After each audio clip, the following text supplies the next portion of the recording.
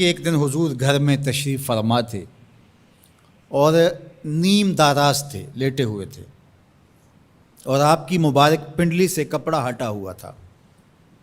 مرد کا پردہ گھٹنوں سے لے کر کے ناف تک ہے۔ فاستاذن ابو بکر فاذن لہ، تو حضرت ابو بکر رضی اللہ تعالیٰ عنہ آئے، حضور نے کہا آ جائیے۔ وہو تلک الحال، اور آقا کریم اسی حالت میں بیٹھے ہوئے تھے۔ فتحدث، وہ بیٹھے اور حضور سے ہم کلام ہوئے۔ ثم استاذن عمر، پھر حضرت عمر آئے، انہوں نے اذن طلب کیا تو حضور نے کہا آ جائیے، اور حضور اسی حالت میں تشریف فرما رہے۔ فتحدث، وہ بھی بیٹھے اور گفتگو چلتی رہی۔ ثم استاذن عثمان، پھر حضرت عثمان کی آواز آئی، حضور میں اندر آ سکتا ہوں؟ فجلس رسول اللہ صلی اللہ علیہ وسلم، حضور سیدھے ہو کے بیٹھ گئے۔ وسوى ثيابہ، اور جلدی جلدی اپنی پنڈلی کے اوپر کپڑا ڈال دیا۔ جب یہ لوگ چلے گئے، حضرت ابو بکر رضی اللہ تعالیٰ عنہ بھی، حضرت عثمان بھی، حضرت عمر رضی اللہ تعالیٰ عنہم چلے گئے۔ قالت عائشہ رضی اللہ تعالیٰ عنہ، حضرت عائشہ فرماتی ہیں میں نے کہا حضور ابو بکر آئے تو آپ بیٹھے رہے، جنبش نہیں کی، کپڑا سیدھا نہیں کیا۔ حضرت عمر آئے تو آپ اسی حالت میں رہے اور باتیں چلتی رہیں، لیکن جب عثمان آئے تو پھر آپ ایک دم اپنا کپڑا سیدھا کرنے لگے اور اٹھ کے بیٹھ گئے۔ تو سنو میرے حضور نے کیا جواب دیا۔ کہا میں اس سے حیا نہ کروں جس سے اللہ کے فرشتے بھی حیا کرتے ہیں۔ کتنا بد نصیب ہے جو حضرت عثمان غنی پہ زبان درازی کرتا ہے۔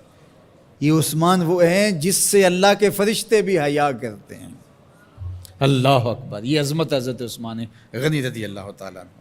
فرماتے ہیں حضرت مرہ بن قاب رضی اللہ تعالیٰ عنہ، حضور نے فتنوں کا ذکر کیا، فرماتے ہیں فمر رجل مقنع فی ثوب، ایک شخص گزرا اور اس نے اپنے سر کے اوپر چادر اوڑھی ہوئی تھی، وہ چادر سے اپنے چہرے کو ڈھانپا ہوا تھا۔ فرمایا جب فتنے ہوں گے اور بہت فتنے اتریں گے تو یہ شخص جو گزر رہا ہے، یہ چادر اوڑھے جا رہا ہے، یہ اس دن حق پہ ہوگا، یہ ہدایت پہ ہوگا۔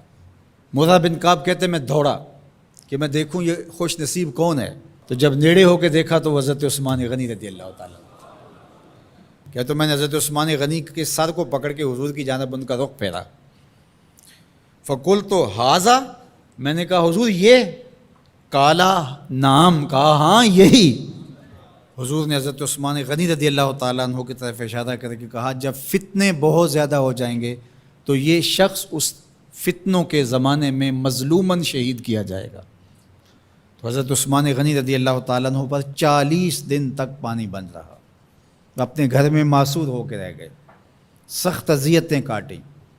شہادت سے قبل آپ کی مبارک داڑھی کھینچی گئی، آپ کو اذیت پہنچائی گئی، اور آپ کی اہلیہ کے سامنے حضرت عثمان غنی رضی اللہ تعالیٰ عنہ کو شہید کیا گیا۔ تو حضرت عثمان غنی رضی اللہ تعالیٰ عنہ حضور علیہ السلام کے پیارے صحابی ہیں۔